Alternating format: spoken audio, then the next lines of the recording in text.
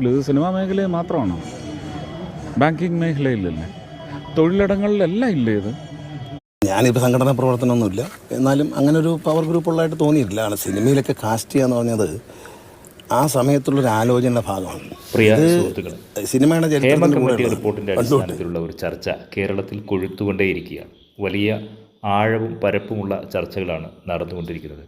ആ ചർച്ച കേട്ട് ഞെട്ടിത്തരിക്കുന്ന ധാരാളം ആളുകൾ കേരളത്തിലുണ്ട്. നിങ്ങൾക്കും ആ ഞെട്ടലും അത്ഭുതവുമൊക്കെ ഉണ്ടായിട്ടുണ്ടോ എന്നുള്ളത് അറിയാനൊരു ആകാംക്ഷയുണ്ട്.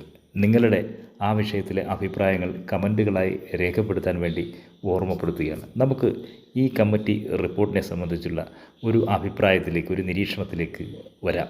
നമുക്ക് ഈ ചർച്ച തുടങ്ങാം. ഏതായാലും ഹേമ കമ്മീഷൻ റിപ്പോർട്ട് എന്ന് പറയുന്നത് മഞ്ഞുമലയുടെ ഉപരിഭാഗം മാത്രമാണ്. അതിന് ധാരാളം വലിയ ആഴമുണ്ട്.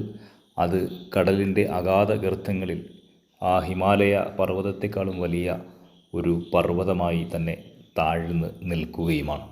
ഏതായാലും ആ ഒരു ഭീകരമായ സാഹചര്യത്തിൻ്റെ വസ്തുതകളിൽ നിന്നുകൊണ്ടുള്ള ചെറിയ ഒരു മഞ്ഞുമലയെ സംബന്ധിച്ചുള്ള ചർച്ചയാണ് ഇന്ന് കേരളത്തിൽ നടക്കുന്നത്. ഹേമ കമ്മിറ്റി റിപ്പോർട്ട് പുറത്തു വന്നപ്പോൾ കേരളത്തിലെ പല ആളുകളും നല്ല ഞെട്ടലിലാണ്.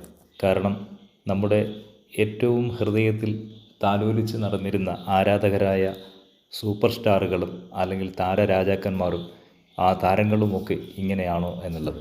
അതിൽ പലരുടെയും നേതാക്കൾ കൂടിയാണ്. ദേശീയ നേതാക്കളുണ്ട്, സംസ്ഥാന നേതാക്കളുണ്ട്, മന്ത്രിമാരുണ്ട്, MLA മാരുണ്ട്. അങ്ങനെ നിയമം നിർമ്മിക്കുന്നവരും ഈ രാജ്യത്തിന് നിയമനിർമ്മാണത്തിൻ്റെ പങ്കാളിത്തം നൽകി ജനങ്ങളെ സേവിക്കുന്നവരൊക്കെയായ ഭരണാധികാരികൾ കൂടിയായ ആളുകളൊക്കെയാണ് ഈ താര രാജാക്കന്മാരുടെ വലിയ പട്ടികയിൽ ആരോപണമായി മുന്നോട്ട് വന്നിട്ടുള്ളത്, അല്ലെങ്കിൽ ആരോപണ വിധേയരായി മുന്നോട്ട് വെച്ചിട്ടുള്ളത്. അവിടെ ഗുരുതരമായ വലിയൊരു പ്രശ്നം ഈ സമൂഹം നേരിടുന്നില്ലേ എന്നുള്ളതാണ് ഏറ്റവും കാതലായ ചിന്തിക്കേണ്ടത്. ഹേമ കമ്മിറ്റി റിപ്പോർട്ട് മുന്നോട്ട് വെക്കുന്ന പവർ ഗ്രൂപ്പിൽ കേരളത്തിലെ ഒരു മന്ത്രിയും ഉണ്ട് എന്നുള്ളത് വലിയ ഗൗരവത്തിൽ തന്നെ കാണണം. മന്ത്രിസഭയിൽ നിന്നുകൊണ്ട് ആ പവർ ഗ്രൂപ്പിന് വേണ്ടി അദ്ദേഹം ഏതെല്ലാം ചരടുവലികൾ നടത്തും എന്നുള്ളതാണ് രാഷ്ട്രീയമായി ഒരാശങ്കയായി ഉയരുന്നത്. ആ ആശങ്ക അടിസ്ഥാനരഹിതമല്ല. കാരണം ആ പവർ ഗ്രൂപ്പിൻ്റെ ടൂളാണ് അദ്ദേഹമെങ്കിൽ, അതിൻ്റെ ലീഡർഷിപ്പിലുള്ള 15 അംഗ സംഘത്തിലെ ഒരാളാണ് അദ്ദേഹമെങ്കിൽ തീർച്ചയായും ഈ റിപ്പോർട്ട് യാതൊരു നടപടിയും ഉണ്ടാകാൻ സാധ്യമല്ലാത്ത വിധം ചവറ്റുകുട്ടയിലേക്കോ ചുവപ്പ് നാടയിലേക്കോ ചരിത്രത്തിൻ്റെ ശേഷിപ്പുകളിലേക്കോ ഒതുങ്ങിയേക്കാം. അതുകൊണ്ട് തന്നെ ആദ്യം ഈ ഗവൺമെൻറ് ചെയ്യേണ്ടത് ആ മിനിസ്റ്ററെ, ആ മന്ത്രിയെ ആ സഭയിൽ നിന്ന് മാറ്റി നിർത്തുകയാണ് ചെയ്യേണ്ടത്. ഒപ്പം ഇത്തരമൊരു അന്വേഷണ കമ്മീഷന് വേണ്ടിയിട്ടുള്ള, അല്ലെങ്കിൽ ഒരു അന്വേഷണ കമ്മിറ്റിക്ക് വേണ്ടിയിട്ടുള്ള ഊർജവും അതിനുവേണ്ടിയുള്ള നിയമന നിശ്ചയദാർഢ്യവും ഒക്കെ മുന്നോട്ട് വെച്ച ഒരു ഗവൺമെൻറ്റിന് എന്തൊക്കെയോ ചില നന്മയുടെ ഭാഗങ്ങൾ, എന്തൊക്കെയോ ചില മനുഷ്യാവകാശ താല്പര്യങ്ങളുടെ ഭാഗങ്ങൾ ഉണ്ട് എന്നുള്ളത് ഒരു യാഥാർത്ഥ്യമാണ്.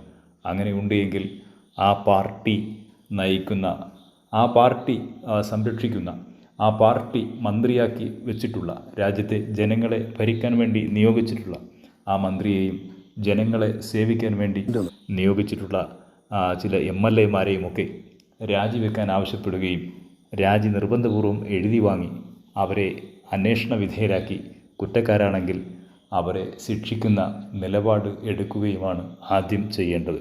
അതുവരെ അവരെ മന്ത്രിസഭയിൽ നിന്നും നിയമസഭയിൽ നിന്നും മാറ്റി നിർത്തുവാനുള്ള ഒരു ജാഗ്രത ഭരണപക്ഷം കാണിക്കേണ്ടതുണ്ട് എന്നുള്ളത് ഈ ചർച്ചയുടെ ഒരു ഭാഗത്ത് സൂചിപ്പിക്കുകയാണ്. ഏതായാലും സർക്കാർ ഒരു അന്വേഷണവുമായി ബന്ധപ്പെട്ട് രംഗത്തേക്ക് വന്നു. അപ്പോൾ ഇതിൻ്റെ മഞ്ഞുമലയുടെ ചെറിയ ഒരു ഭാഗം സ്ത്രീകൾ പീഡനത്തിന് വിധേയമാകുന്നുണ്ട് എങ്കിൽ അവരുടെ വാക്കുകൾ കേൾക്കാം എന്ന് മാത്രം വച്ചിട്ടുള്ള ഒന്നുകൊണ്ട് മാത്രം തൃപ്തിപ്പെടാൻ പാടില്ല. പകരം സ്ത്രീ സമൂഹം അങ്ങനെ ഒരു പ്രശ്നം അനുഭവിക്കുന്നുണ്ടെങ്കിൽ അതിനെ വിധേയമാക്കിയിട്ടുള്ള ആളുകളെ ശിക്ഷിക്കാൻ കഴിയുന്ന തരത്തിൽ മാതൃകാപരമായി നിയമത്തിന് മുന്നിലേക്ക് കൊണ്ടുവരാൻ സർക്കാരിൻ്റെ ഇടപെടൽ ഉണ്ടാകണം. 2, ഈ മേഖലയിൽ നേരിടുന്ന, അല്ലെങ്കിൽ സിനിമാ മേഖലയെ മുൻനിർത്തിക്കൊണ്ട് ഈ രാജ്യത്ത് നടപ്പാക്കിക്കൊണ്ടിരിക്കുന്ന രാജ്യദ്രോഹ പ്രവർത്തനങ്ങളും വിധ്വംസക പ്രവർത്തനങ്ങളും ഉൾപ്പെടെയുള്ളവ അന്വേഷണ വിധേയമാക്കണം. ഞാൻ അക്കമിട്ട് പറയാം, കള്ളപ്പണം, ഹവാല ഇടപാടുകൾ, കൊട്ടേഷൻ, പലിശയുടെ വ്യാപനവും അതിൻ്റെ കച്ചവടവും, ലഹരി, ചൂതാട്ടം, അതുപോലെ റിയൽ എസ്റ്റേറ്റ്, ലഹരി പാർട്ടികൾ, DJ പാർട്ടികൾ, അങ്ങനെ ഒരു മാഫിയയുടെ തലസ്ഥാനമായി സിനിമാ ലോകം മാറിയിട്ടുണ്ട് എന്നത് യാഥാർത്ഥ്യമാണ്. കൂടാതെ ഇപ്പോൾ പുതിയൊരു പ്രവണത വർഗീയതയുടെ നാളങ്ങളും തിരുനാളങ്ങളും അത് അഗ്നിയായി കത്തിക്കുന്നതിന് വേണ്ടിയുള്ള പ്രമോഷനുകളും പ്രചരണങ്ങളും പ്രവർത്തനങ്ങളും കഥകളും സിനിമയുടെ അടിസ്ഥാനമാക്കുന്ന ജാതി വിദ്വേഷത്തിൻ്റെ, ജാതി മേധാവിത്വത്തിൻ്റെ ഒരു വലിയ ഇടം കൂടി മലയാള സിനിമ സൃഷ്ടിക്കുന്നുണ്ട്. അതിനെതിരെ കൂടിയുള്ള അന്വേഷണവും നടപടികളും സർക്കാരിൻ്റെ ഭാഗത്തു നിന്നുണ്ടാവട്ടെ.